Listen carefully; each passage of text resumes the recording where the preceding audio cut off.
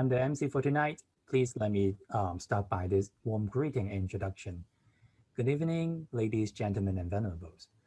Welcome to the online seminar series, New Frontiers in Buddhist Studies. This seminar is organized by the Center of Buddhist Studies, the University of Hong Kong, and sponsored by the Glorious Sun Charity Foundation. Tonight, it is my great honor to introduce our second lecture to you, named as Administrative Center, Subversive Merchant, the Interplay of Theocracy and Tantrism in the Tibetan Medical Tradition, will be conducted by Dr. Tony Chui. Please let me introduce this highly esteemed colleague to you. Dr. Tony Chui obtained his Bachelor of Science in Human Biology at the University of Toronto, following which he received his Master in Philosophy in Neurobiology from the Faculty of Medicine and a Master of Buddhist Studies from the Center of Buddhist Studies of the University of Hong Kong. Pursuing his research in the Tibetan modes of healing the life-wound illness, he received his PhD from the same university and the Dongling Guoyun Award for Excellence in Buddhist Studies.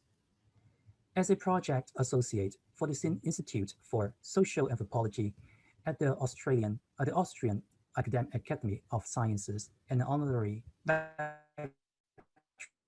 at the University of Hong Kong. His current publications focus on the impact of religious worldview on the conceptualization and management of illness. Now, please put your hands together to welcome this highly esteemed colleague, Dr. Tony Chui, to give us this presentation tonight. Thank you, George, for the introduction. Thank you, George, for the introduction. I saw so many familiar faces here. Thank you for coming. I'd like to take this opportunity to thank the Center of Buddhist Study and also Glorious Sun Group for providing me this opportunity to present to you tonight. So without further ado, I'll just start my presentation now. First of all, can you see my slide moving here? Yeah, it's okay. It's okay. Okay. So any jitter with my voice because I have a very poor internet connection here at my home. It's okay. My voice is okay. Yeah. Yes. Okay. I'll stand now. Sorry for kept you waiting. Okay. My topic is on Administrative Center, Subversive Margin, the Interplay of Theocracy and Tantrism in the Tibetan Medical Tradition. So before I start, just some disclaimer, okay? So everything presented in this lecture, in this class is strictly for the purpose of academic research. So do not try this at home, okay? It might be dangerous, okay? And also pay respect to the Tibetan tradition. Just don't try it. And there may be some disturbing material since we involve some tantric studies. So your discretion is advised, okay? So we start now. So the mystery of Tibetan medical tradition. So someone just asked me, oh, how come, Tony, how come you are interested in Tibetan medical tradition? Or how come you are doing this kind of medicine? So it comes up like this. Okay, one day when I was doing my postgrad research, I come across this book, Always Present by Jigme Punjok. What stirred up my interest is that I read the two sentences just stir up my interest. So I just read it here. Some medical treatments require secrecy or they will not have a significant effect. For instance, in the Tibetan medical system, there is a type of medicine that treats lung disease, but the name of this medicine must be kept secret. So I was thinking about what's secrecy? How come they are keeping it secret? What's the name of the medicine? So I keep reading on, and one of the sentences just stir up my interest and keep me on going on the research of this medicine. In the past, Desi Sangye Gyalcho was a well-known medical expert throughout Tibet. He recorded a superb collection of secret medicines in one of his medical texts and uses these secret codes to represent some of the Tibetan medicines. So I was wondering, oh, who is this guy, Sangye Gyalcho, first of all, and what kind of secret medicine is he mentioning? What medical text and what secret codes? This all stirred up my curiosity, okay, on this. And when I was reading this book, I don't know who is Sangye Gyalcho, what secret medicine. So just thank Jigme Punjok for pointing me, oh, in this direction. So it stirred up my curiosity and my journey goes on. So let's go with my journey through Tibetan medicine. So we have to go back to the 17th century Tibet. So what's that era about? It's about era of conflicts. So this is just a generalization of the history of the 17th century Tibet. So I'll just briefly discuss it here, since I'm not a historian. I just briefly discuss it here because it involves so much complexity. So lots of reading is really required, and we will use up lots of lecture to describe it, just as a generalization here. So during the 17th century, 16th to 17th century, is the fall of the Zhengpa dynasty, which is a Tibetan royal dynasty during that time. So this Zhengpa royal dynasty support the Karmapa school, and also which is rival to the Gelugpa school of the 5th Dalai Lama. So civil wars happens during that time. The royal families is fighting with the party of the 5th Dalai Lama, because both of them are rivals to each other. And the Karmapa school during that time do not accept the 5th Dalai Lama as the 5th Dalai Lama, because it was found hiddenly by someone else, by Sonam Chömpa. So after a series of civil wars, the Dalai Lama wins, okay, of the wars. So with the help of Sonam Chömpa, which is his first minister, his prime minister or regent, what we call it, and also with the Kusum Mongols, the Khan, the leader, Gushi Khans, okay, together they win the battle, and they win the central Tibet, the control power of the central Tibet. So under the rule of the 5th Dalai Lama and also the Gushi Khan, okay, they created a theocratic state.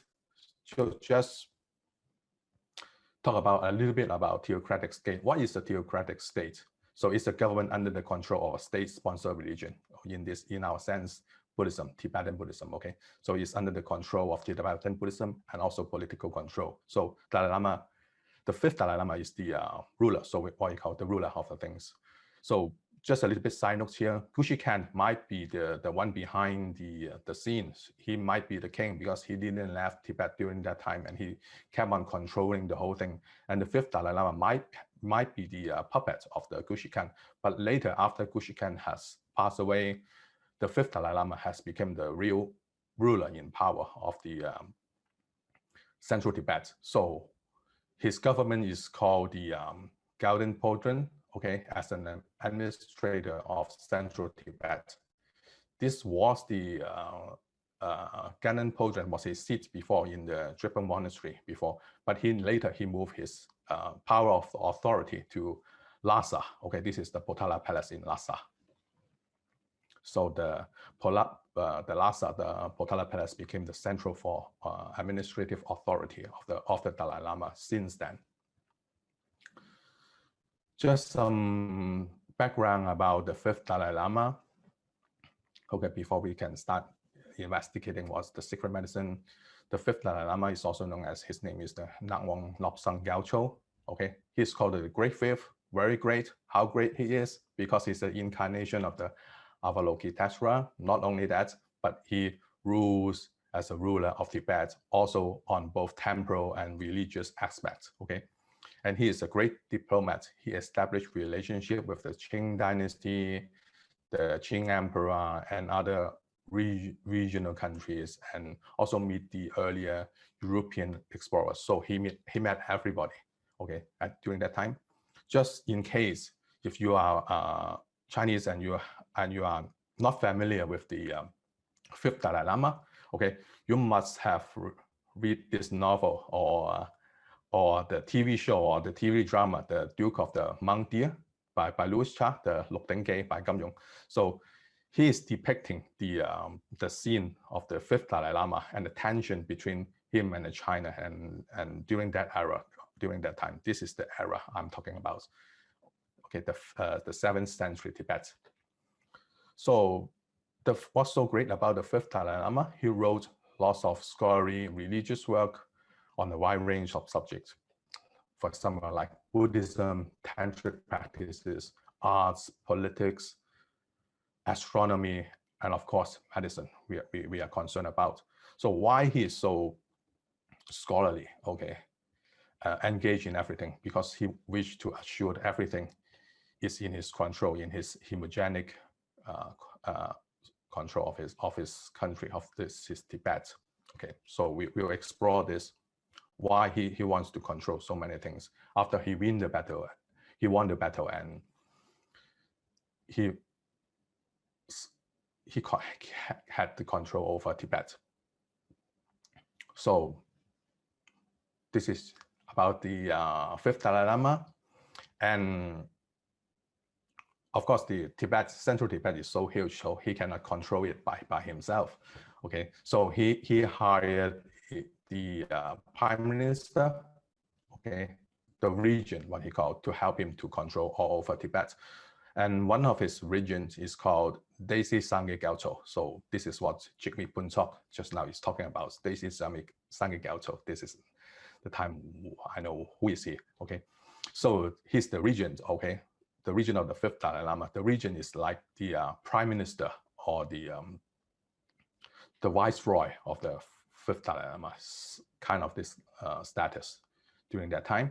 So what he contributed to medicine is that he founded the school of medicine at Chapari Mountain. He is Chapari Mountain, next to the Potala Palace. Okay, and this has formed to be the center of Tibetan medicine for the 17th century to the mid 20th century. Okay, what is so special about this Chapari formation or institution is that it institutionalized medicine, and it is the first pioneer to introduce the concept of healthcare system into the Tibetan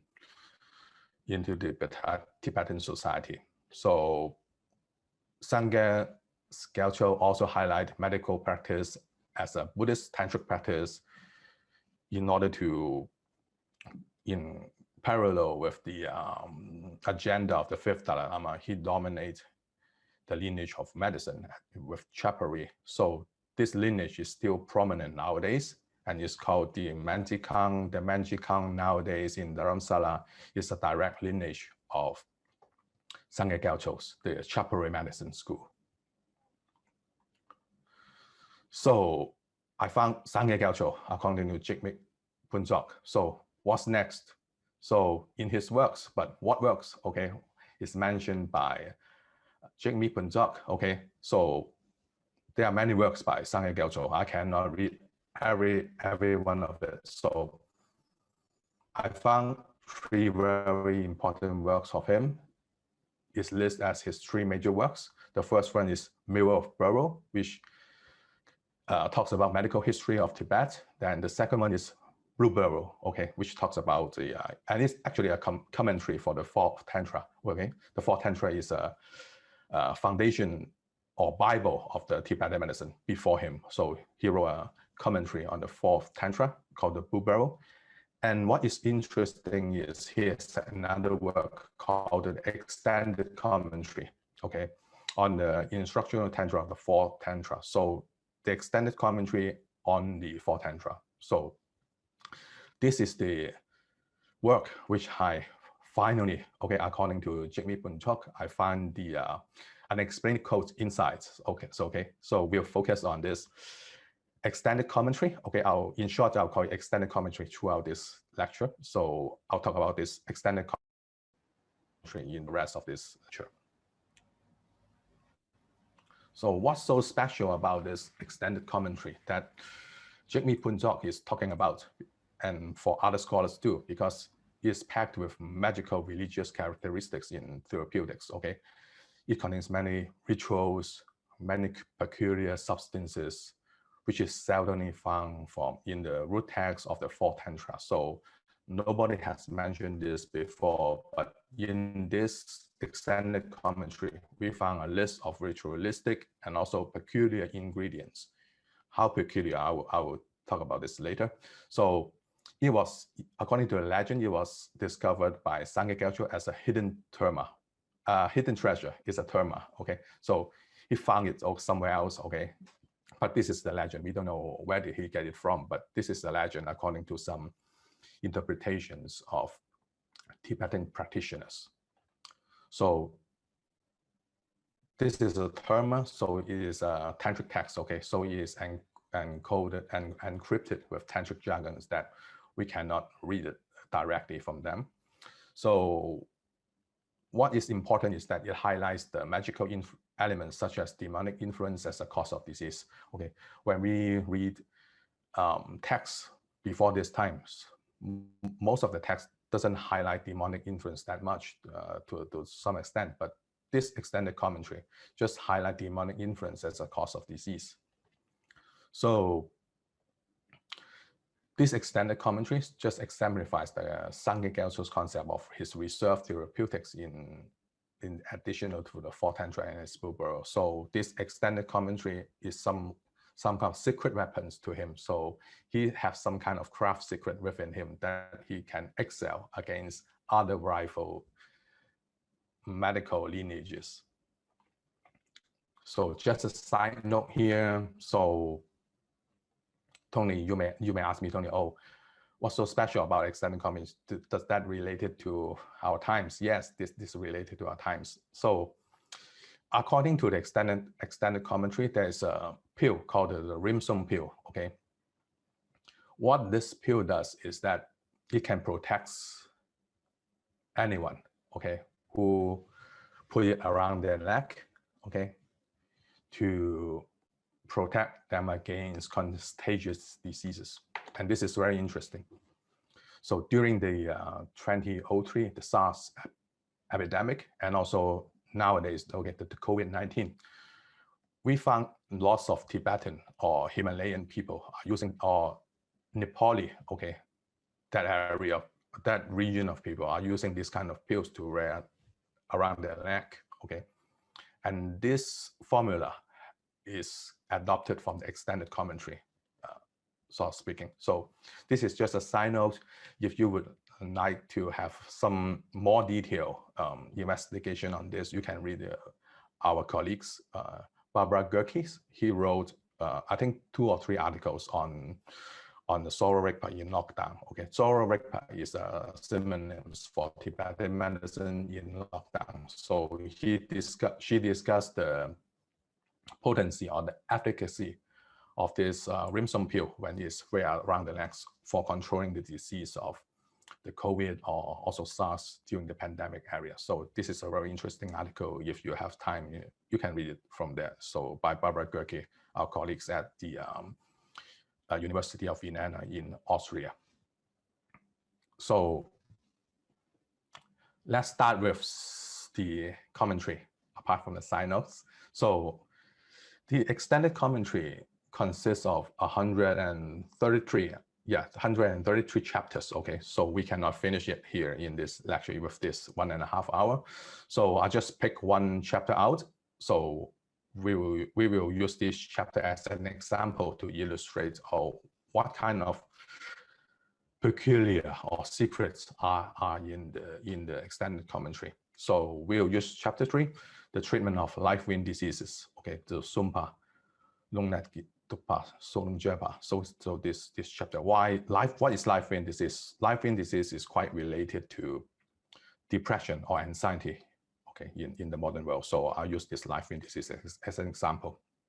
It will be easier for us to understand. So why not just read it in 10 minutes, okay? Okay, for the Tibetan. Okay, just joking. If you cannot read this, I have the summary or translation of this. Okay, what is talking about in chapter 3 is that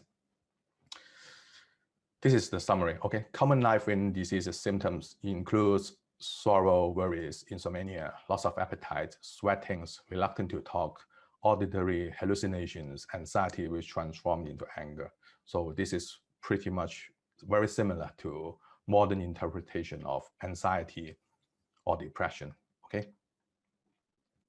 So as we read on the chapter, we see the chapter lists a number of medicines, such as herbal products, okay, agarwood, aconite, which is a very poisonous medicine, ginger, very, very simple one, nutmeg, fennel, cumin, cloves, black pepper, long pepper, and so on, and black myrobalan, okay, and we have minerals there too, black salt, mercury, sulfur, and also we have animal products. During that time, they use animal products such as heart of parrot, vulture, wild yak, dogs, pigs, and so on. So this is all found in the fourth tantra. This is very simple and common medicinal substances during that time. So the chapter continues on. So how about severe forms of life in illness, okay, which involve demons? So when a severe form of life in illness which involve demons, you should have this kind of symptoms, okay? You will have intense distress, panic, obscure dreams, shallow sleeps, body shiver, over perspiration, and so on, awareness wavering, you are puzzled, difficulty in breathing, and swallowing. You cannot swallow anything, you cannot eat anything. So in this chapter, it talks about that. How can I know it's demon or just myself? Okay, there is a very specific method in Tibetan medicine. You can examine the urine and also the pulse for the corresponding demonic infestation. For example, for the urine, you put the patient's urine on a cup and you divide the cup into 9 squares, okay? So the 9 squares and the formation of the bubble and the sound of the bursting of a bubble will tell you, or an experienced practitioner, that's what kind of demons are involved. And also you can use the pulse, okay? So I have no idea what kind of pulse it is for demonic pulse, but for some experienced Tibetan medical practitioner just told me that the pulse is like very hollow, and when you press on it, it seems to disappear. This is called the ghost pulse. This is what I know about from them. So you can check it from the pulse and urine. So as I read along this extended commentary, okay, I found something very interesting, which I have no idea. Can you read the screen of you? Yes? Yes. Okay. The highlighted red areas, okay, are some codes which I have absolutely no idea what they are talking about. And it seems like they are random words. Okay, so what are these random words? Just a literal translation, okay?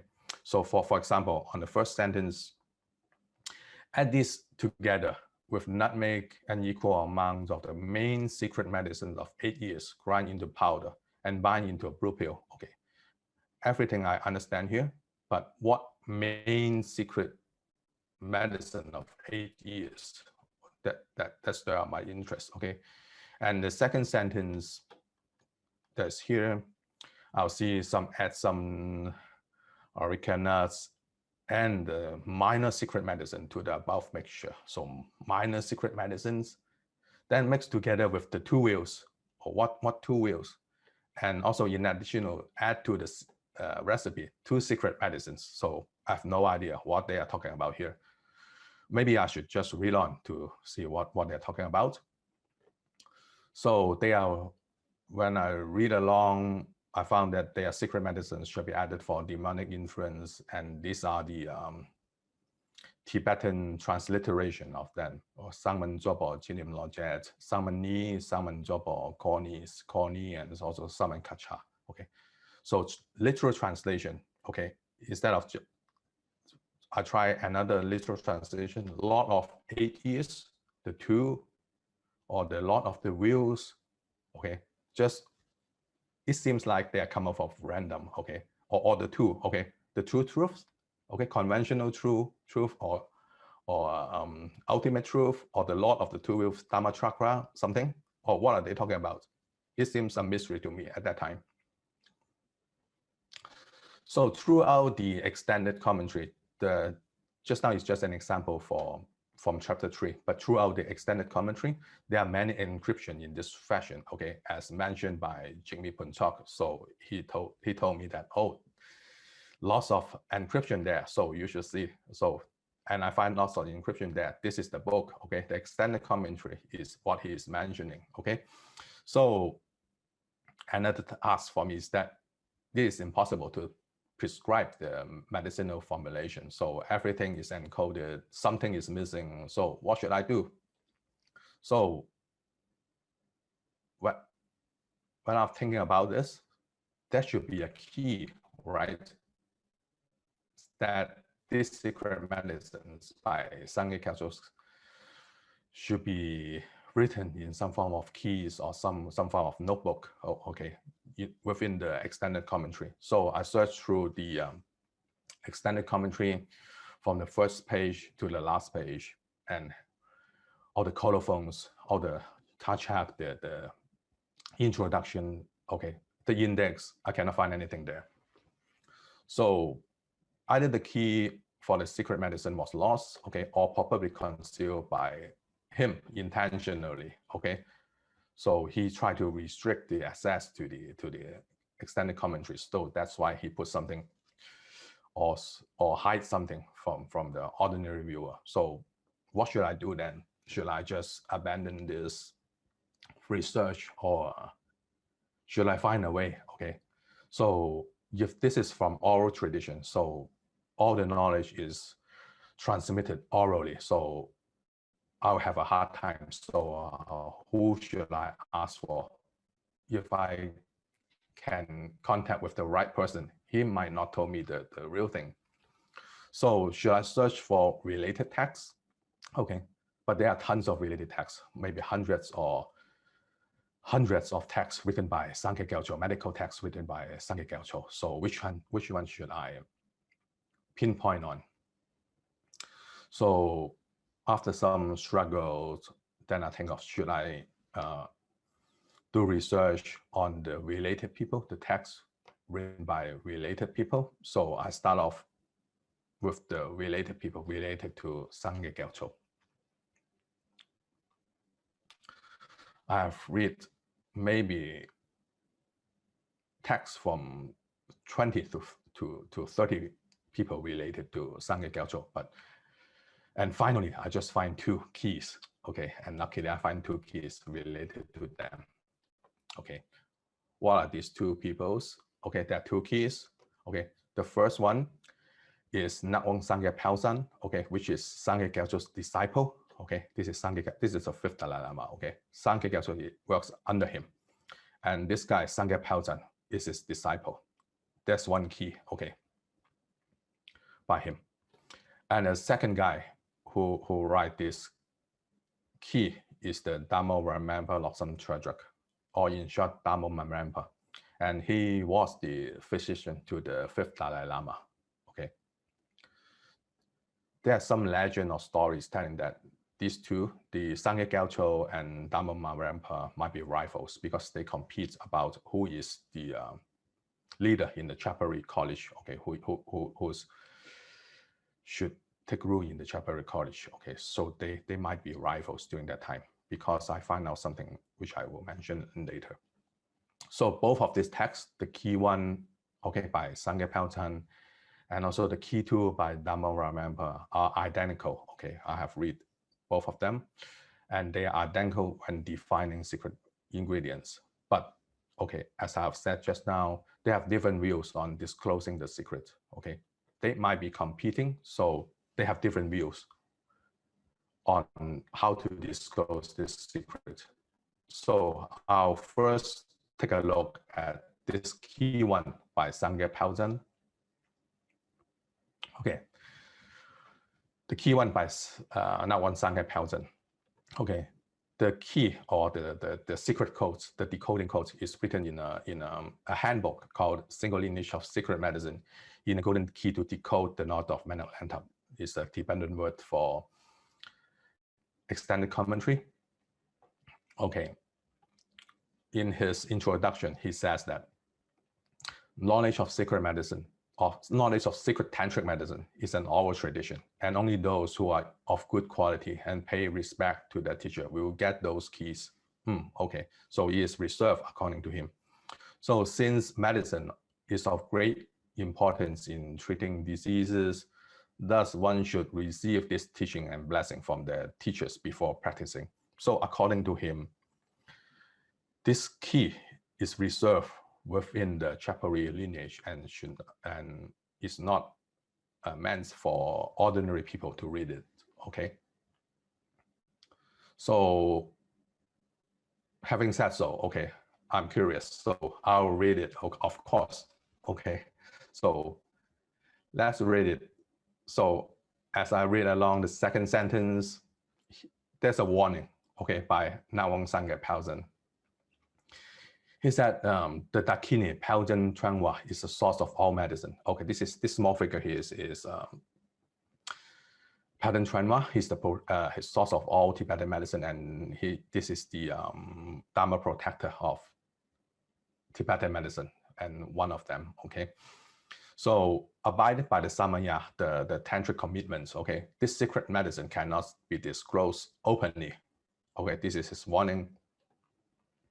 So both teacher and students should be initiated according to the Tantric lineage, and this knowledge should be transmitted in an oral fashion. Okay, but I got the book, so what? I'll read it. Okay, then this is the thing, the next page that I read. Okay, so in order to read this book, or this key, okay, you should make offering to Pelzen Tranwa, the Dakini, and her retinue, and request for them the teachings. Otherwise, okay, there will be a disturbance and interruption on the practitioner for both this and the next life. Okay, so the teacher should receive 5 golden coins from the student in order to teach. Otherwise, the teacher will be punished by the Dharma protector. Okay, that is a little bit serious.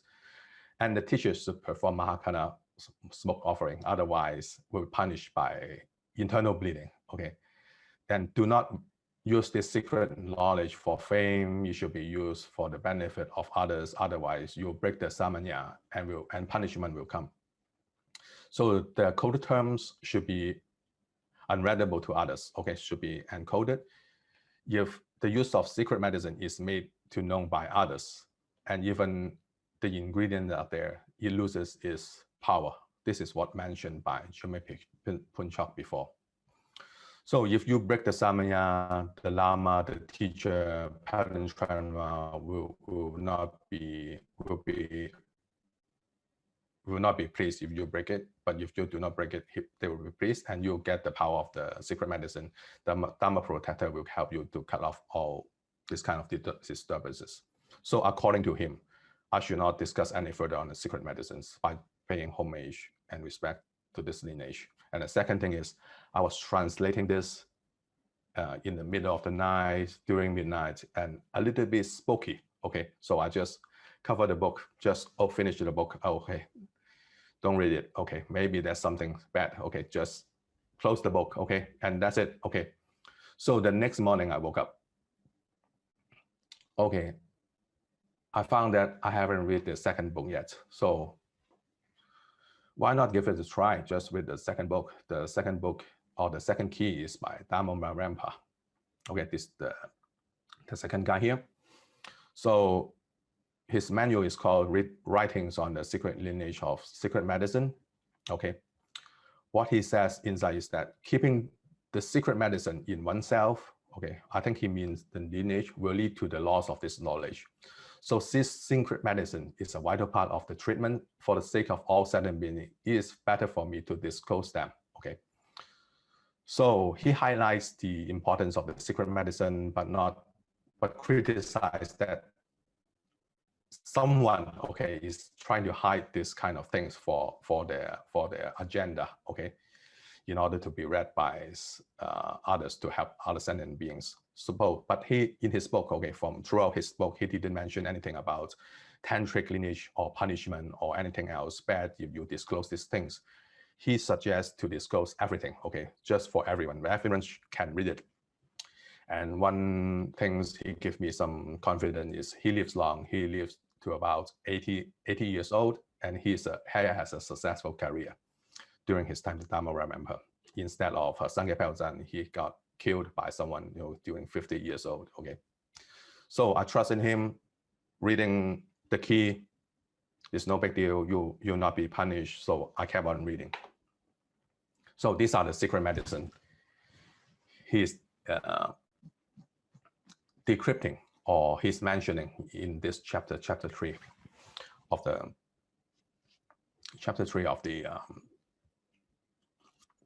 extended commentary. So what's the first code here? Summon Jobo Zinim Loget. Okay. A little bit disturbing here. So if you find it disturbing, okay, just hang on there. So it's the heart of an adult killed by sword.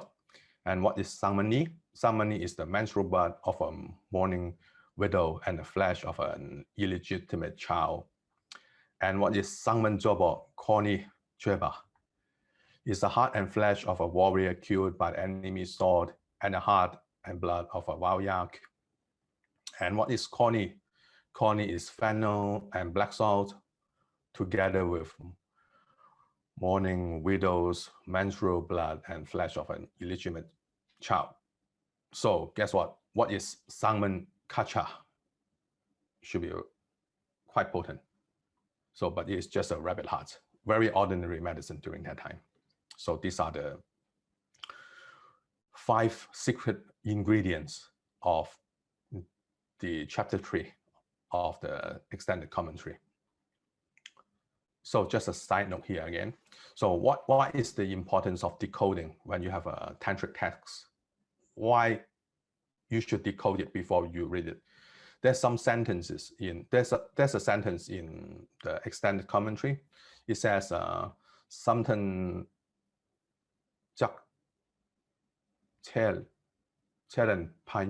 okay, so without decoding, the code could read as, or this sentence could read as, if this recipe cannot overcome knife in illness, engage in something. Okay, something is the meditation with a defilement possessing heart. Okay, so when you're reading with a tantric text, okay, you read something too profound. If something is too profound, it certainly it is. Okay, meditating with a defilement possessing heart. Okay, very profound, and you're meditating with a defilement possessing heart with a defilement heart with no possessing. So sometimes a tantric text can be very profound. But okay, I found another commentary by Lobsang Nyingma, okay, in his Light on General Practice of Secret Science of Medicine. So the whole phrase here, okay, the whole phrase, okay, is not meditating with a defilement possessing heart. Actually, the whole phrase here is the secret medicinal terms for a rabbit heart. Okay, so the whole thing should be read as, if this recipe cannot overcome life in disease, engage or use or add a rabbit heart, and this is the meaning. So if you don't decode a tantric text before you reading, so you will be thinking of this is something profound and you cannot understand it at all. So the decoding is very important when you are trying to read a tantric text. So we cannot read a tantric text literally, but you need a code or somewhat of code. So we come back to the secret medicine. Here, all these peculiar ingredients stir up my curiosity and my interest. I got excited and very frustrated too, because what do they mean to me? Are they herbal or medicinal names? Okay, so is that a medicinal name called the heart of an adult killed by sword? Is it just a herbal name, or just a plant or a flower just called a sword of a man killed by a sword? Or is this another level of encryption? So is this another code? Okay, these are the things I have to consider. So even if they are used if they are used according to what is written there, so is it used literally? Is it literally applied, or just some symbolic figures inside?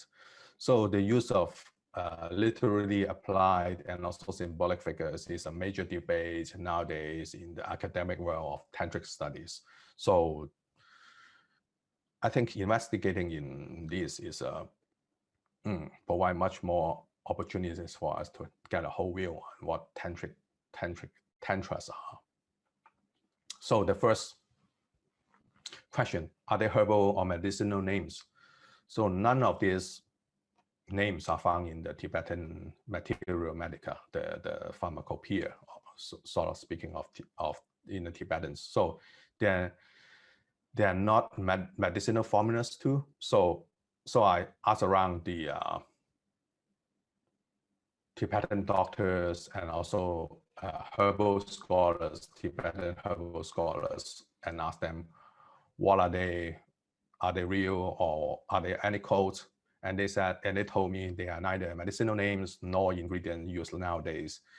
But they seems to talk to me in some reserve. They said, oh, they has been substituted by something else nowadays. Okay, in the previous time they were used literally, but nowadays they are substituted. But they try to keep it a secret, and they don't want to tell me more about this. They just tell me that nowadays we are not using this in Tibetan medicine anymore. So I have to do further research on this because they are not going to tell me. So I have to read something else about.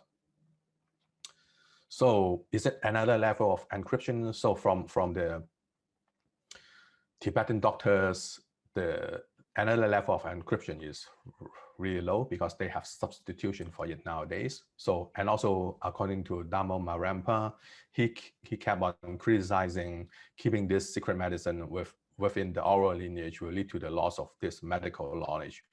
And since medical knowledge is a vital part of the treatment for the sake of all sentient beings, it is better for him to reveal them.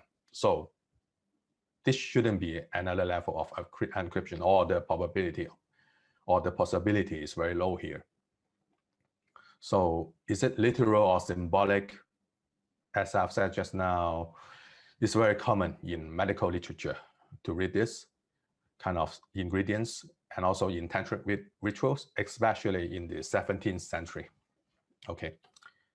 And this kind of materials, what I have found is that they are not only used in Tibet, but they are used all around the world. And I'll pick some of them to show you what I have found. They are used all over the world too. So in terms of substitutions, what the Tibetan doctors and the herbal specialists have told me, I did some research on this, and this is what I found. So for the illegitimate flesh, the child flesh, there's some evolution in the substitution. They first substitute it with a stillborn fetus, and later they substitute it with a human placenta, and later they change it to a goat placenta. So nowadays they are using the goat's placenta nowadays. And for the menses of the mourning widow, so what they are using as a substitution is that they're using the blood of animals. And nowadays they are using saffron water as the substitution. So they are not used nowadays, but as a historical point of view, they are very important to us to understand whether they are used literally or not, or where they are coming from, or where they employ this kind of methods in their medicine. So just some proof here. This is a medical tanka by Sangye Gyaltso in parallel with the Blue Barrel. So from the medical tanka, we can see that this is very literal. Okay, you can see the diagram here. The menses is actually the women with the menses. Okay, we cannot doubt it. Okay, the diagram is there. Okay, and for the human flesh, okay, we can see the guy there. Okay, there's no need for explanation here. And also for the man killed by sword. Okay, the bone of a man killed by sword. Okay, we can see a skeleton here. Okay, so this is definitely not the name of a flower of a plant, but actually is the real thing. So this is the bone of a man killed by sword. Is quite interesting here. I did some research on this, And why this diagram is this guy jumping off the cliff and got a bone, okay, instead of killing by a knife, okay. What I did some interesting research is that it was at first they used the flesh of a adult killed by the sword, and later they try to substitute it with the sword, okay. What sword am I mentioning here? They are substituting it with water sword, cliff sword, horse sword, and nightingale sword. What do I mean by sword is that they are killed by, for example, a cliff knife, okay.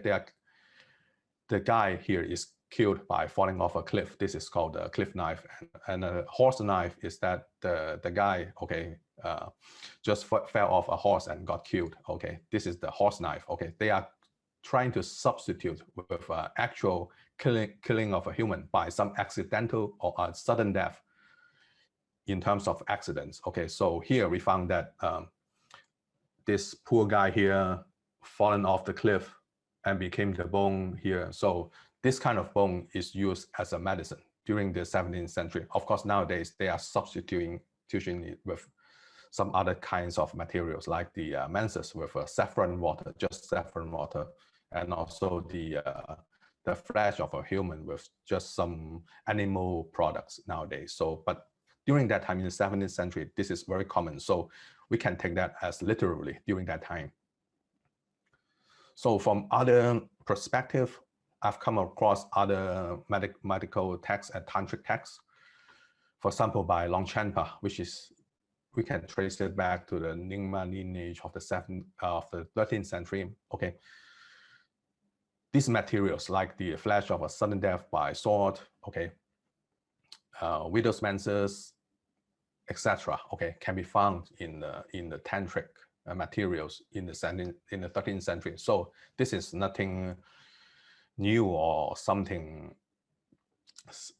secret or something dangerous, but Sangye Gyaltso's intention is wish to conceal this kind of powerful medicine within his extended commentary, not to let others know this powerful medicine can cure incurable disease such as disease by demons. And another side note here, which I find quite interesting, is that the flesh of a sudden death by sword, okay, when you go out nowadays, you look at this drisha, okay, in a modern Tibetan Chinese dictionary, the modern Tibetan Chinese dictionary, you will find that the drisha is explained in the literal way, okay. They are still using it as a medicine, okay, in the Tibetan Chinese dictionary. So if you have time, if you are interested, you can find the Tibetan Chinese dictionary, the modern one, okay, the thick one, I think the thick one, you can read it there, okay.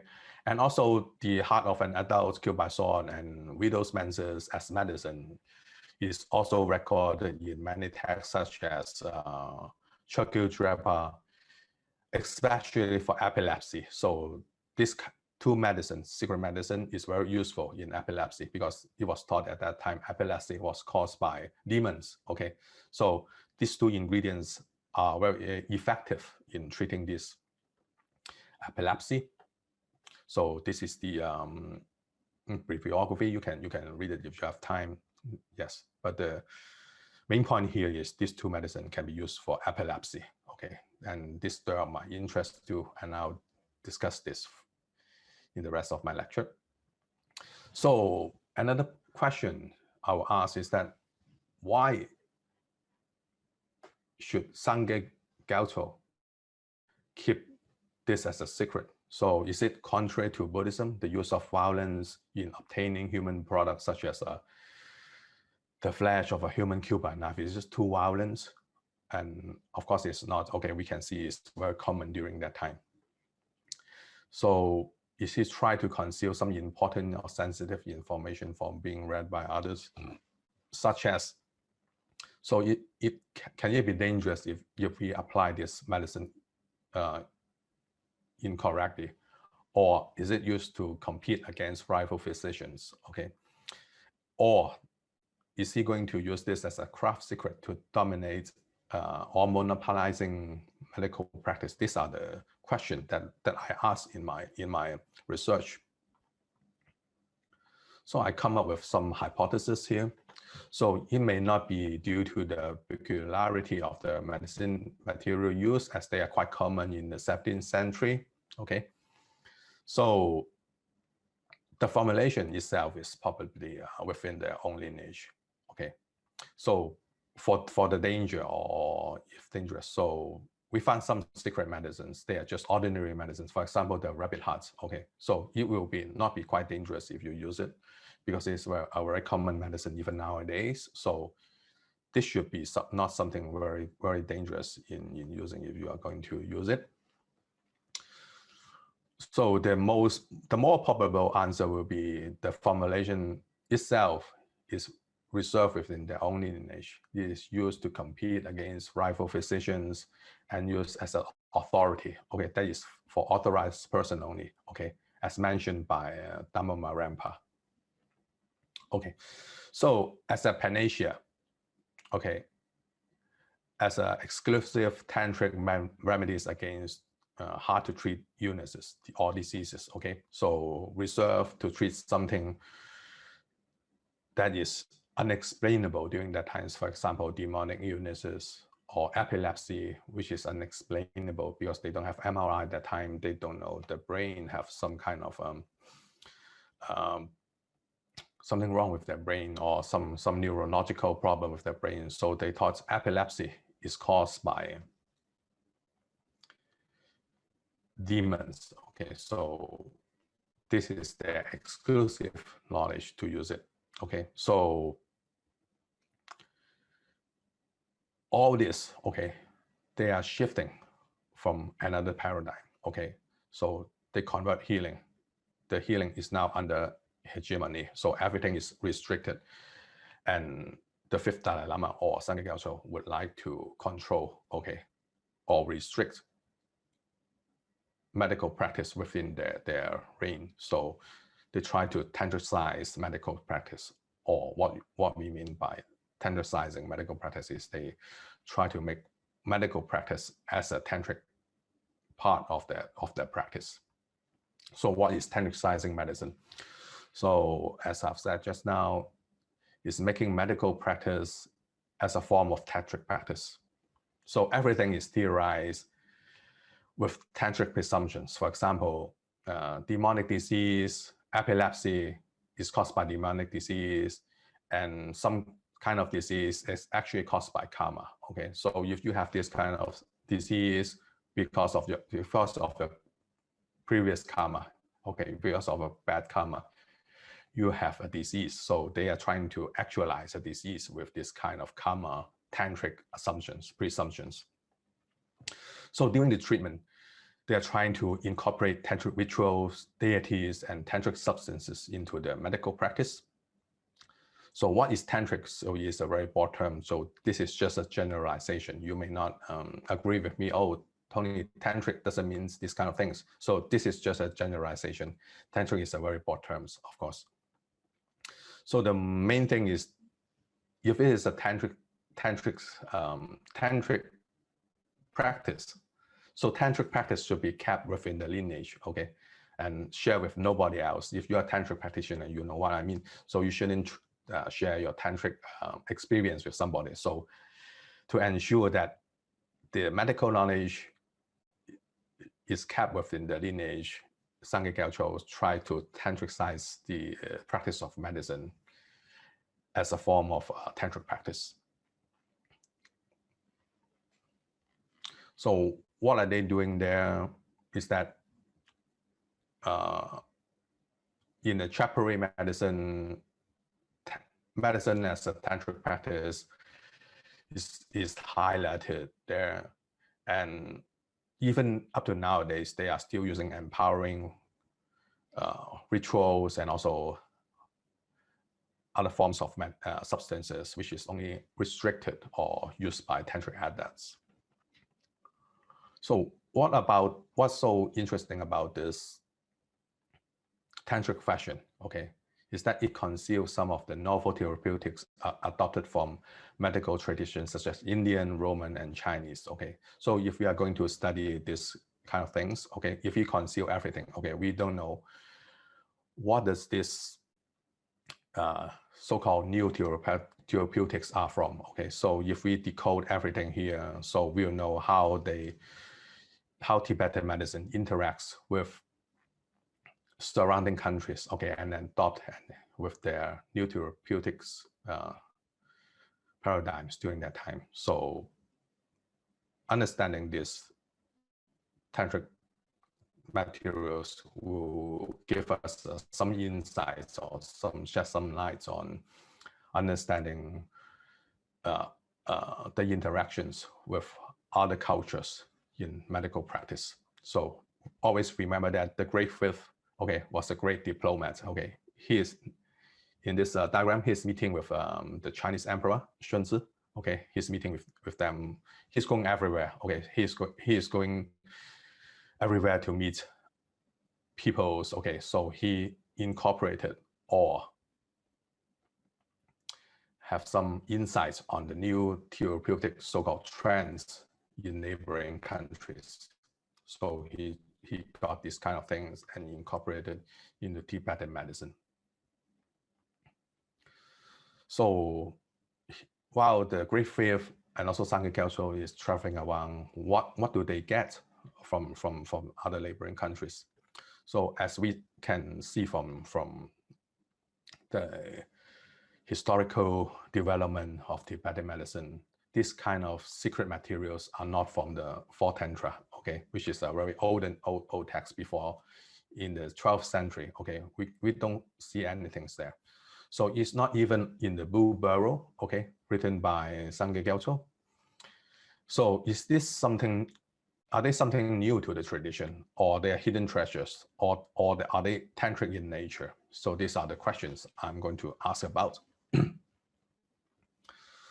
So are they from Tibetan Buddhists, or are they from some traditions such as Indian, Chinese, or Roman Greek? So I did some comparison about them, and here is what I got. So the extensive use of menses, especially in treating epilepsy, okay, can be found here, okay, in the Ma Huang Dui, the recipe for the 52 alignments, which is the Wuxia Bifang from the Ma Huang Dui text, okay, which is in the Han Dynasty. So the use of menses for epilepsy, okay, or coincidentally, okay, we do not know for sure whether Sangha Gyaltso has adopted this from here, but epilepsy and menses, okay, together, epilepsy, menses, okay, this sounds very, not very coincidentally will happen, okay. So he might adopt this treatment method from the Chinese, okay. And also the tantric use of menses can be traced back to the Indian Tantra, okay. They list us list of mantra, and the menses of mourning widow, okay, is also mentioned there, okay. If you are interested in this kind of tantric substances, you can read this book by Gordon White. By Gordon White, he lists the Kalachudan Mani Tantra, that there are lots of menses used in the treatment of diseases during that medieval period, Indian medieval period. And also, yeah, as you read these books, you can see the menses of a widow, okay, is also found in another Indian Tantra, which can be used to treat epilepsy too. So these are some entanglements of treatment methods, okay, within that time. This might be, you may argue with me, Tony, this is just a coincidence, but menses and epilepsy, okay, this doesn't quite, you know, a little bit interesting here. Of course, further research need to be done in order to prove this. So another very, very interesting finding is that these kind of things are from the Greek Roman or European origin. So we have the gladiator and versus the blood of a hero killed by knife, okay? So everyone here knows what's a gladiator, okay? In the ancient Roman times, the Romans like to have engaged in some kind of sports games. Okay, the sports game is that two gladiator or two heroes are fighting together to the death of one. Okay, and then they are going to like this kind of cruel things during that time. And what they believe at that time is that the blood from the hero or the gladiator, which is of course dead under the knife, okay, this kind of blood has some medicinal purpose, okay, to cure epilepsy. Okay, this is by Mong and Karenberg in finding by Mong and Karenberg in 2003. They said the gladiator's blood, okay, is thought to cure epilepsy, okay, during that time. Okay, and this is quite coincidentally, okay, concords with the blood of an adult killed by sword in the medical text, in the medical text that we have read just now. Okay, so, and also in the Paracelsian medicine by Paracelsus, this is Paracelsus. Okay, he mentioned lots of these kind of things in his book during the 16th century. Okay, he lived during this time, and during the 17th century, Paracelsian medicine is a hit in Europe during that times. And if you can read his works, he mentions lots of things on alchemy, to the use of mumia, which is the mummy from the Egyptian mummy. Okay, they use the flesh of the Egyptian mummy as a medicine. So is it probable, okay, is it possible that the Sangye Gaucho or the Great Fifth has employed this kind of healing techniques from Paracelsian medicine or also from the Chinese medicine? So this needs further research, but this is very close. Okay, you have the blood of an adult killed by sword. Okay, the gladiator and the blood can cure epilepsy. Okay, this is not quite by chance. Okay, this is not by chance, but there should be some relationship, but we need to have more research on this in order to prove it. So it's also common in Tantric practices. Okay, this is the fifth Dalai Lama's, the Great Fifth famous book, okay, which is found, I think, recently by Samten Kame in the 1990s, okay, and he translated the whole book, okay. Ingredients inside are very similar to the works, okay, of Sangye Gyaltso. For example, the illegitimate child's heart, Bu Ying, okay, in his tantric cycles or secret visions, he used this kind of medicine, okay, in his book, okay, as a ritual object, okay. So that should be something relating to the ritual objects, okay. But however, we don't have enough research or enough proof for that. But basically, we can find that this is very common in tantric practices, and this book is hidden. Actually, is hidden by the fifth Dalai Lama. Okay, it's now just discovered. How many years ago? 500 years ago, just by Samten Kame. Okay, and what is interesting about this secret vision is that the arrangement is like the extended commentary.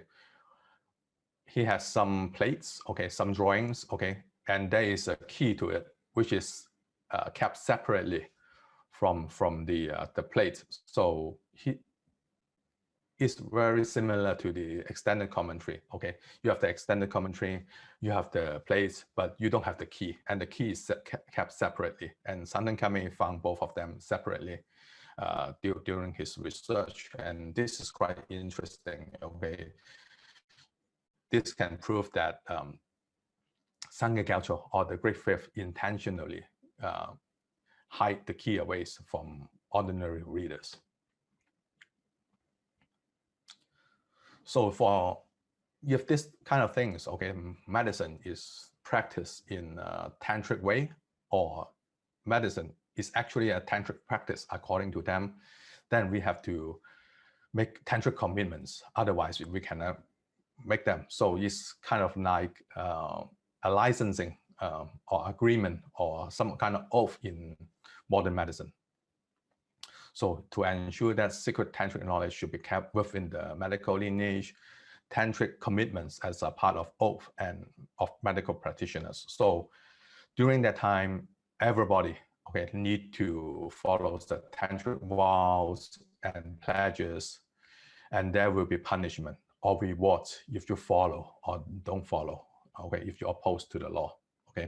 So before that time, before the time of the institutionalization, the practice of medicine is everyone can practice medicine. No matter you are from a peasant family, or you are from somewhere else, or you are of different lineage, you can practice medicine. But after the institutionalization by Sangye Gyaltso, the practice of medicine is standardized. You have to be part of them and take their commitments before you can practice it. So this has to deal with the theocratical rule, of course, and also the social cultural backgrounds, because Sangye Gyaltso or even the Great Fifth wish to have everything in their control, and medicine, since medicine is a very important part of healthcare. So he would like to control this, with their power, or they will do whatever they could to control this, So medical practice after, or during that time was kept as an elite knowledge, no longer for the peasants, but an elite knowledge restricted to tantric adepts, of the Chapari lineage. This is the first thing. And healing was exercised in a proper way with tantric standards and safety measures. So there's no room for subversion. So if you are somebody who wish to practice medicine, or you wish to cure somebody, but you don't have the license, or he doesn't belong to one of them, so he cannot practice it, or he cannot make up a great school or create another school in practicing medicine. So how come everybody is following this? So I can be quite subversive, and I just set up a new school and practice it and become their rival. This is because of the social cultural background of the people during that time, they cannot do. And I'll show you why they would not like to do this kind of things. So let's talk about rewards. If you follow their advice, this medical knowledge is to be transmitted and practiced by approved and competent physicians. So approved and competent. This is their definition. They define who is approved and who is competent. So when you did something according to them, so these are the rewards. So you be powerful in speech and accumulate wealth and property, and you'll be respected by living beings, obtaining glory and high reputation. So you'll be surrounded by gods and goddesses holding parasols, silken banners, and their own physical bodies will dissolve into the light body. So this is called the rainbow body. So everyone in Tibet, as a Tibetan Tibetan Buddhist practitioner, would like to have a rainbow body during that time. So a rainbow body is a great reward during that time. So in a subsequent life, they will accomplish the level of enlightenment and will attain Buddhahood in the Buddhist field. This is according to the Blue Barrel. The rewards. This is the Buddha field. So you will be reborn in the Buddhist field, medicine Buddhist field, and you have all the enjoyment and reward there. So what about if I'm just a peasant? I don't have any knowledge and I want to practice medicine just to save others. And according to them, this is a no-no. Why? Because according to the Blue Barrel, this is an excerpt from the Blue Barrel, is that unworthy practitioners will themselves degenerate, so that they and others will follow them and fall into evil existence in their subsequent lives. So if you are not in Tibetan medicine, or you don't believe in this kind of thing, so you are not afraid of falling into evil existence. But during that time of period, most of the people, they are so-called faithful, okay, Tibetan Buddhism believers. So they are afraid that it will fall into evil existence. And also another sentence here.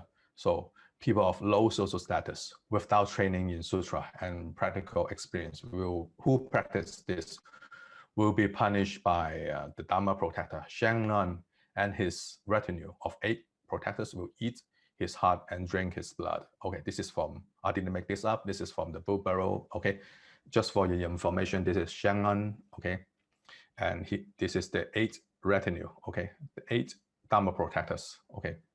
So if you are from low status, okay, if you are just a peasant and without training in sutra and practical experience, that is to say the tantric training, okay, you'll be punished, okay, by him, the Shannon. And also in another text, which is a Jokchen test, okay, that mentioned that if you're a medical practitioner, or in the book Barrow, he mentioned that if you are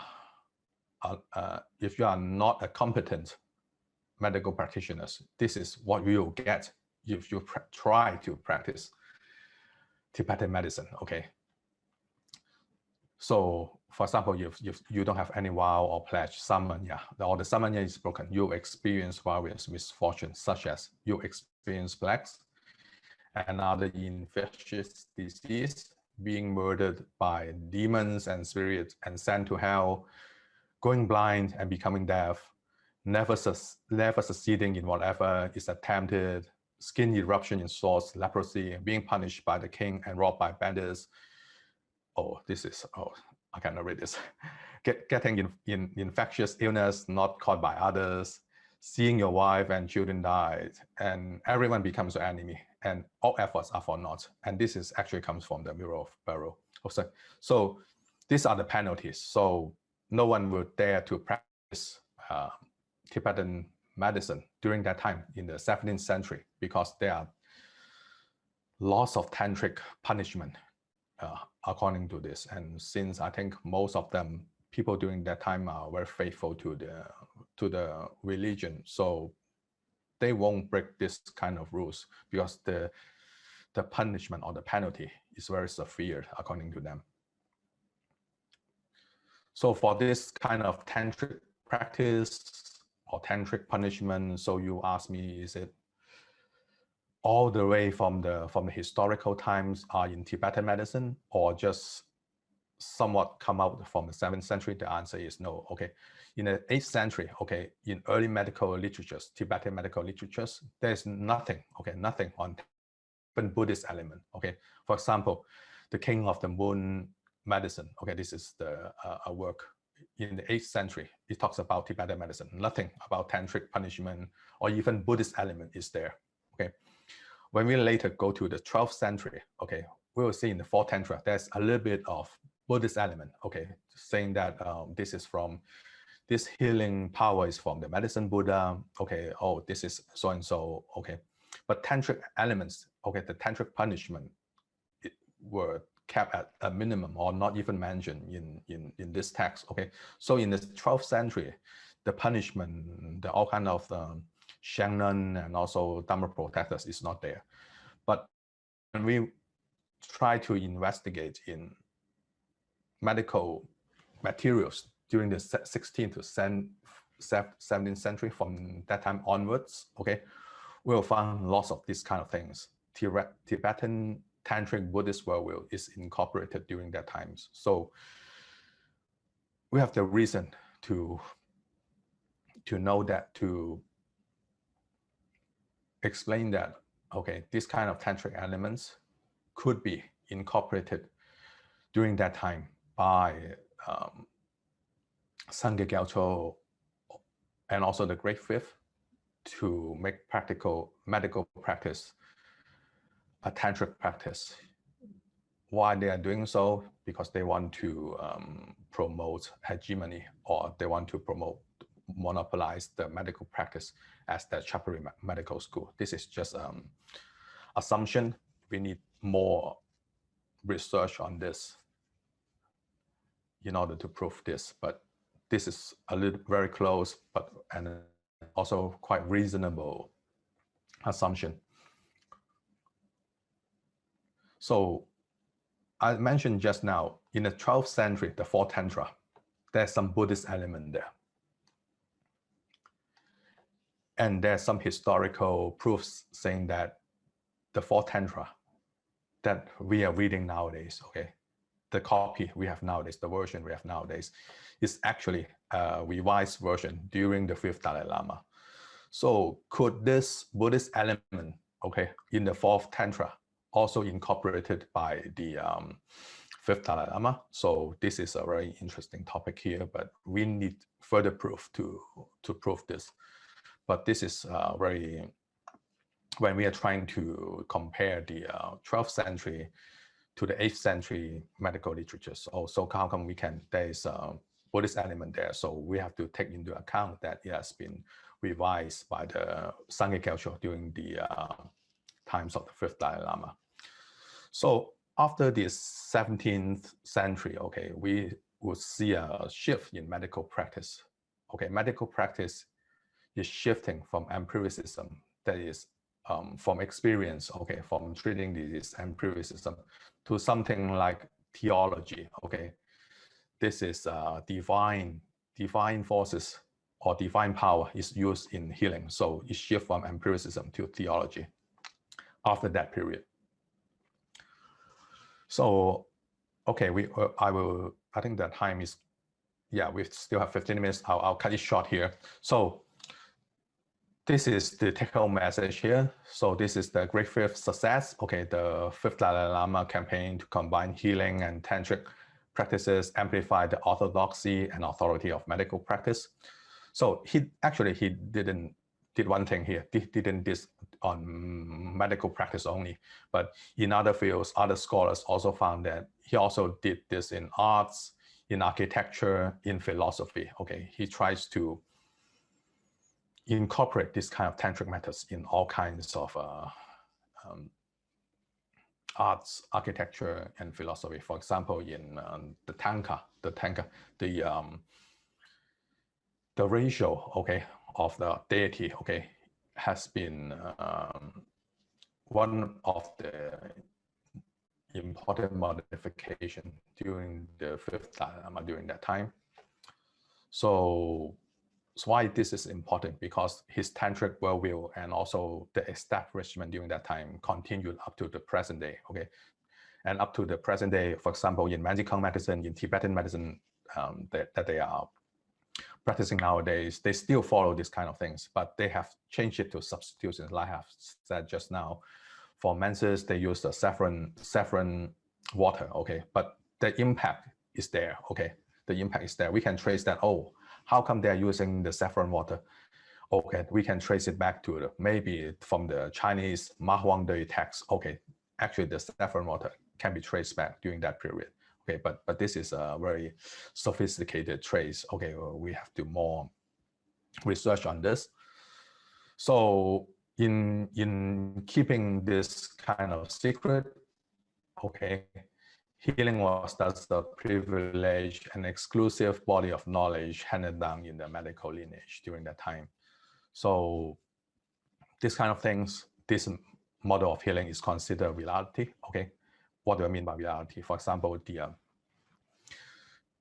some kind of disease is caused by karma, okay? So this is a reality to the Tibetan people, or even some people nowadays, okay? So they believe that karma is one of the cause of disease, or to some extent, okay, I also believe that karma can be a cause of disease nowadays. So this can be the influence from that time.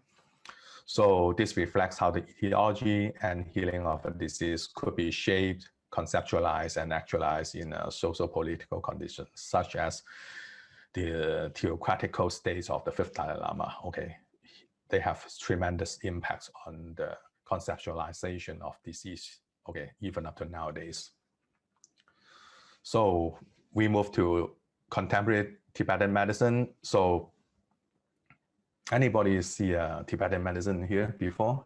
No? Okay, these are the Tibetan pills, okay. Nowadays, Tibetan medicine has been shifting from somewhat antiquity in the 17th century Tantric means to somewhat to more modernized way. So, okay, for example, this traditional medicine pills has been changed to something like the capsule, okay, in Western medicine, okay. So in order to be approved by the FDA or the European markets, okay, they have taken out the so-called important elements such as heavy metal. They use a lot of torso, okay. They are actually they are mercury, okay. In order to suit the market, they take out the mercury from the drug, and also they substitute the medicinal material with other things such as I have mentioned before. The illegitimate flesh has been transformed into a stillborn fetus, then a human placenta, then a goat placenta, and menses to be saffrons, okay. In order to modernize the product, they change in things, these kind of substances, and also they try to limit the empowering and also the rituals that they were engaging in for 200 to 300 years ago, okay. They're trying to make pills in modernized factories without empowering and rituals. So another very important question for us is, has Tibetan medicine been reshaped and reconceptualized in the modern context? And this is a very great hit topic in Tibetan medical studies during these times. So some of the reflections or reflective questions before we go today to think about after this lecture. So does that mean tantric elements of the 17th century are all fabricated and superstitious? Okay, this is the problem we have to think about. Yes or no, how should we interpret this kind of things?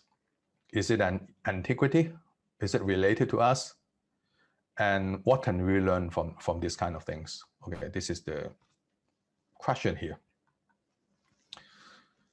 So we are now in the 21st century, okay? We are in the time of the scientific era. So everything to be modern and scientific normally involving rejecting all the theories and practices associating with ritual healings because they lie outside of contemporary paradigm of science, modernity, and development. So this sentence is by William Sachs, an anthropologist. So those who seek to defend or preserve ritual healing thus risk marking themselves and perhaps even come to the understanding themselves as something non-modern and deviant. Okay, so no one will talk about this. So everyone is talking about scientific method nowadays. So should we dismiss all religious elements? But we cannot dismiss it because some of us here might try Tibetan medicine or even Chinese medicine or even some kind of rituals, because this kind of rituals sometimes seems to work quite effectively. So how can we explain these kind of things? So if this kind of things seems to work, is there a problem with understanding it with the pleasant explanatory models such as the scientific models? So any answers from you guys? If you ask me, I have no definite answers, of course. Okay, but to keep ourselves open, not to miss out something useful. Okay, something useful. Okay, we cannot dismiss this kind of things as superstitious, and we do not continue to research on them. No, we should not miss out any kind of healing paradigm. So that's why the COVID mechanism is investigated by Barbara Gerke, my colleague there during a field study, and they found some improvement for controlling the pandemic. But you have to read her papers because I'm not familiar, or I didn't do the field work with her. So anyhow, while modernist interpretation might be explained away these factors as superstitious and irrational, and this will neglect and even lead to the loss of social cultural elements of Tibetan medicine. So if we neglect it or just explain it away as superstitious and irrational, we will miss something, okay, that is useful, okay, like in the Amazon basin, okay, there are lots of species there, okay. If there's some species got into extinct, okay, we will miss a chance of getting some, for example, some phytochemicals from some plants that are going to extinct to cure cancer, okay. So to prevent biomedicalizing Tibetan tradition, illness in both medical system and Tibetan medical system should be treated as emic system. This is what this means. Emic system in anthropological point of view is we should treat this as two separate systems instead of explaining one system with another system. In our case, we are explaining Tibetan medicine with our scientific paradigm. We should treat them two as the same thing, and we should not interpreting them with biomedicine. So this is the problem that we have nowadays. Okay, we are always engaged in a materialistic approach. Okay, this is the biomedical model, okay, we use nowadays. Okay, so everything, okay, outside of this circle, okay, is considered to be nonsense or pseudoscience. Okay, so everything inside is okay, because there's universal assumption. Okay, we always think of, oh, there is universal assumption based on the scientific model. Okay, so we should not get into both extreme, of course. Okay, we should not restrict ourselves to the biomedical models. Otherwise, okay, there's a debate here. Are we marginalizing ourselves to medical scientism? Okay, only biomedical models can provide the answers. Okay, this is the modernist approach. Okay, we shouldn't restrict ourselves, but we should open ourselves to the nonsense of pseudoscience. Do they have some useful aspects in our healing methods? So in conventional medicine, what do I mean by conventional medicine? So biomedicine has become the conventional medicine nowadays. Okay, when we are sick, when we have some problematic things, okay, so the conventional things, okay, the one we have to go straightforward is medicine. Okay, we will rush to the ER instead of finding an MT or Tibetan doctors. Okay, so is the scientific paradigm of the biomedicine subjective? Okay, is it acultural, as I have said just now? Okay, so many anthropologists, okay, especially medical anthropologists, have talked about this, discussed about this issue. Okay, through their lens, biomedicine exerts beyond the realm of biology and scientific facts, is actually a social cultural system which collectively represents reality. What this means is we think we are very not biased, okay, with all kinds of statistics, scientific methods. We think we are not biased, but we are not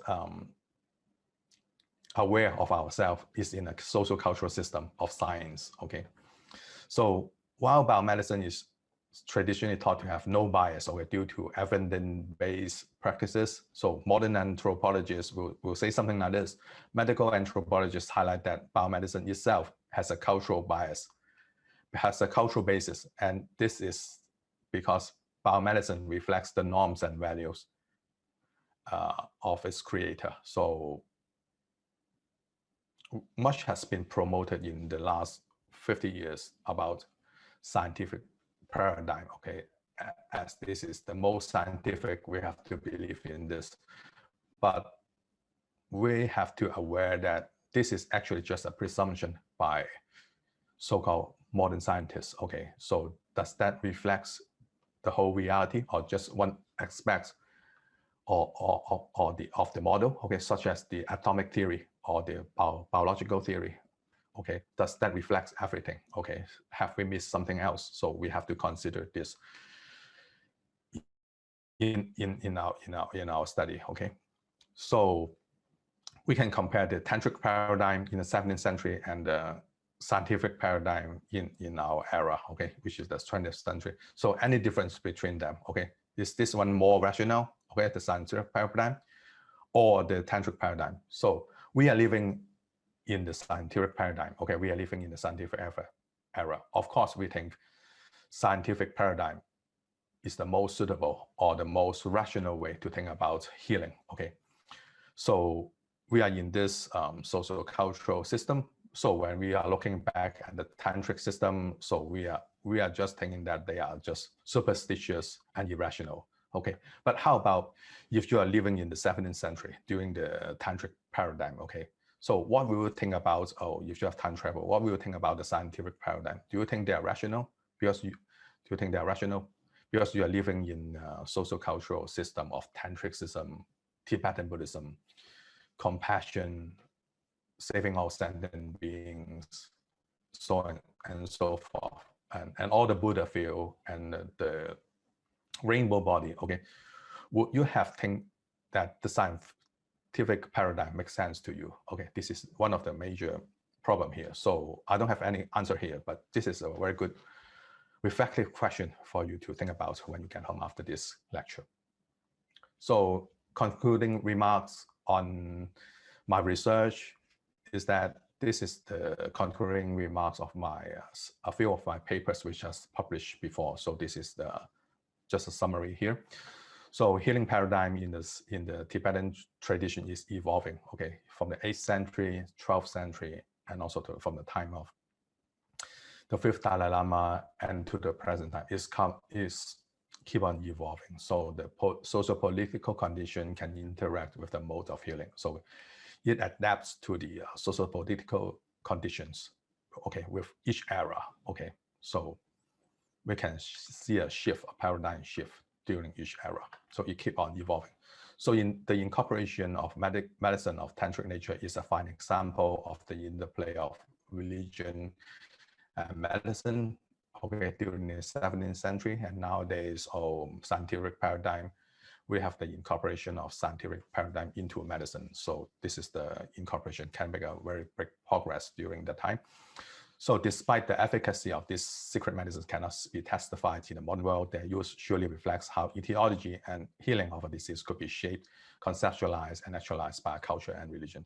So for them, okay, in the 17th century medical practitioner or the 17th century patients, okay, they are very real. Okay, for them, this kind of medicine can save their life and very real. And of course, they are not real nowadays. Okay, but nowadays, okay, we will think about biomedicine or so-called Western medicine or conventional medicine or somebody call it allopath. Okay, is the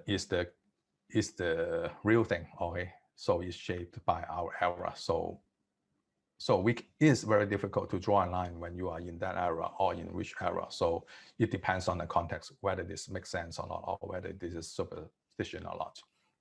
And this is the take-home message. I want you to get it after this lecture. And this is the reference. This is drawn from my papers, some 3 or 4 papers from my previous published papers. Okay, and this is the end. Thank you all for participating, and it's now open. The floor is now open for questions. Okay, but I'm afraid that we have to go because it's 8 o'clock. So I just finished on time. Okay, I have a question here from Ming Yuan. I have a question: are all the menses for Tibetan? No, they are not substituted by saffron water, okay?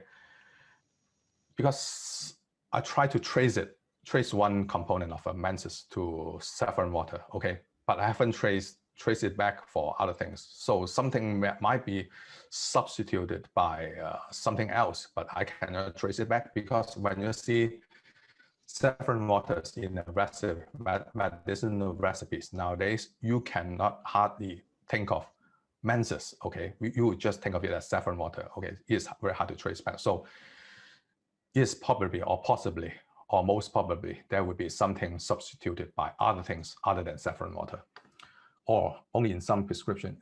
Yes, yeah, I think that answered the questions. Yeah, it's substituted by other things.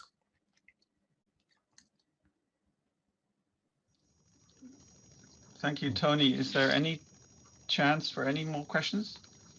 Yes, sure. Oh, let me answer this one first. Yeah, sure. With a due respect to Tantric Buddhism, is the English like black magic's practitioner use? This is a very good question. Some some sources I can trace it back. Let me see the question here by Michael. Okay, some sources I can trace it back. For example, by the Hindu Tantra. Okay, some components are there, and they are something called, and they didn't call it black magic. Okay, they didn't call it as something. They are used in curse. Okay, of course, and they are also used in medicine. So you can say this is a black magic or not, but it depends on whether it is a white magic. Okay, if you are going to help others, and it's called black magic when you are going to curse others. So the material could be the same, because menses was used in a tantra before as a black magic, but it's very difficult to draw the line there. But when we are talking about magic here, okay, of course, in Tibetan medicine, we are going to trying to save all sentient beings. This is the white magic here. Are there any books, journals written on? Yeah, lots of books. As I mentioned just now, Gordon White. Okay, you can read his book. Okay, and one of the book I didn't mention here because it's very sensitive, called the Kiss of the Yogini. Okay, Kiss of the Yogini. Okay, you can read these books, but be warned that there's lots of disturbing materials inside involving sexuality inside. So if you are going to read it, yes, read it. I strongly recommend you to read it, but there's something you might find disturbing within the book. Can you give me your contact? Okay, just you can email me. My email is on the on the website, and you can also email the CBS for my email. Okay, George, is this George? Another question: would Gaucho approve modern scholarly studies of this text, this practice, from what is written, okay, by Dhammarampa and also by Sangye Pelzan? Okay, he would not like anyone to read, of course. Okay. But there might be some discrepancy between the Dhammarampa and also Sangye Pelzan, and Dhammarampa just want to break the rules and release everything. So if you would ask me, Sangye Gaucho would not like you to practice this. How widespread is this kind of medical practice nowadays? Actually, the extended commentary is one of the essential books on the historicity or historical medical history in the training of the traditional Tibetan practitioner, so-called the Amchi. So this is widespread within their circle. So this is a textbook for them actually. But for ordinary readers, okay, we won't able to read it. Okay, the most widespread books for Tibetan medicine is of course the Buddhism and also the Four Tantra. Thank you. Kiss of the Yogini. Yeah, Kiss of the Yogini. Kiss of the Yogini by Gordon White. Yes. But be warned, you will find something strange inside that you don't want to read, and don't come back to me. Okay, it's very disturbing inside. But if you like this kind of thing, this is very interesting to read. Yes. Nowadays, most Tibetan taken mainly traditional perception when they are not well. There are two kinds. There are many types of people in Tibet. Most of the Tibetan, usually younger generation, they would go to hospital instead of going to Tibetan Amchis. Okay. But for older generation, they still like going to traditional Tibetan Amchis. But nowadays, in the training of Tibetan medicine, especially in Manjikan, they have already combined Western medicine and traditional Tibetan medicine together. So whenever they are going to see a Tibetan doctors, they are also trained in Tibetan. in the modern context. So when you're going to see a Tibetan doctors, for example, Dr. Dawa in Hong Kong, he's a Tibetan trained doctor, and I often see him, and he said, oh, if you have something wrong, something pain in your stomach, better to have an X-ray first before I can make further diagnosis. So there is a combination of Tibetan medicine and Western medicine nowadays, okay, because of the socio-cultural development nowadays of the scientific paradigm. Tibetan medicine has shifted to become kind of like Western practice in context. So okay. Tony. Yes. Yes. Can I just ask you? So yes. this research helps me to obviously sort of demystify ancient Tibetan occult medical practice. Yes. At the same time, I'm thinking, how can we avoid, we say throw the baby out with the bathwater.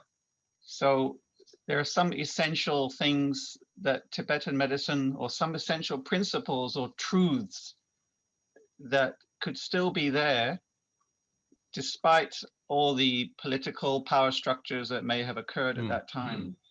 And if we consider the insights of Buddhist practice and meditation, that there could be some universal truths relating to medicine. Yes. And this is interesting for me, this boundary between what we can throw away or disregard and what we need to keep.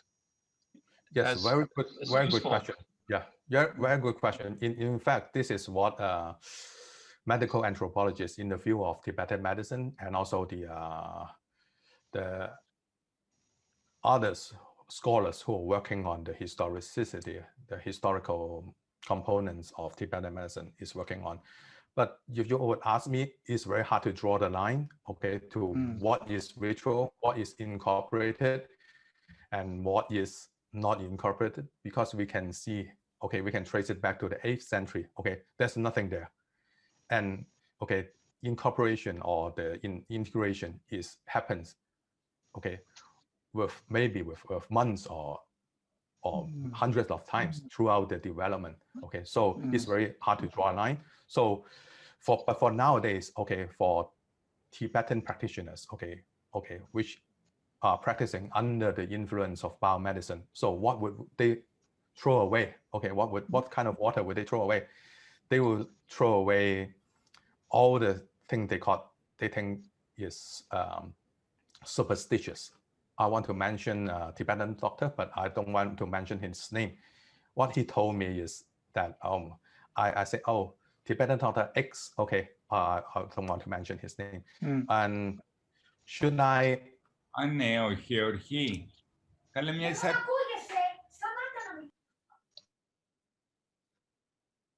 Oh, sorry. Okay, and Dr. X, okay, so how come there's the Buddha is the healing source for all kinds of healing power, and the Tibetan doctors, okay, I don't want to mention who, okay, Tibetan Dr. X just told me that if under the Tibetan cultural background, okay, if you tell them this is from the experience and not from the Tibetan, not from the medicine Buddha, so how many of them will believe in you? Okay, so this is only your experience. Okay, so they will seek another doctor. Okay, said that, oh, my power is come from the medicine Buddha. Okay, so you might say that, oh, is this any difference between the two? Okay, without the medicine Buddha and with the medicine Buddha. Okay, of course the answer is yes, because there is something called placebo effect. Okay, in the biomedicine, okay, if you tell somebody that, oh, they will heal by a divine source, okay, the prognosis or the efficacy of the medicine will increase a lot. Okay, so this is the very important thing we have to think about in throwing away so-called the water, okay, to which to throw and what not to throw away in the basket. Yes. Thank you, Tony. Yeah. Good. Okay, I have something. Okay, okay, this is George. George, yes. Hello, George. Hello. So I know that there are many other questions, but it's about 8:15. So I do want to take this chance to thank you, Dr. Chiu, Okay. for this great presentation. Thank you, thank you. One more question. Are the documents of any improvement? I guess. Yeah, any documentation of the improvement of health condition. What is the cause of? Okay, you can read this paper. You can read this paper by Barbara Gerke, which I mentioned just now. This is a very down-to-earth paper. Okay, you mentioned about the under the COVID-19. Okay, how did the Tibetan use the mechanism of the rim-sum pill? They use it to fight against COVID, and this medicine is mentioned in the extended commentary. Okay, this is a very interesting. Actually, there are three. I think there are two publications by her about COVID. Yeah, just read that one, and you'll find that there will be very interesting of improvement during the pandemic. Okay, okay. Thank you, everyone. So thank you very much for the presentation. Thank you once again, George, everyone here, and also the Glorious Sun group. Okay, for giving me this opportunity for presenting to you this. Just some of share my experience on my research. Okay, thank you so much. Thank you for coming. If you have any question, just email me. So I'll type my email here, just in case anyone would like to ask about something on Tibetan medicine. Okay, this is my email here. Okay. If you would like to know something more about the Tibetan medicine, you can ask me. I'll try my best to answer you, because 1.5 hours is too short for me, and I think I have more things to tell you more. Because that's, and for the one just now reading The Kiss of the Yogini is a very good book. You can read it for, yeah. Okay. Yeah. Okay. I'll see you later in capstone, of course. Okay. And if any participants here are interested in the Master of Buddhist Studies program and Master of Buddhist Counseling program of our center, can also browse our website, and also more than welcome to contact us, especially Dr. Chiu, on his expertise on the Tibetan medicine. So thank you again, and have a good night. Okay, have a good night. Thank you. Bye-bye. Bye.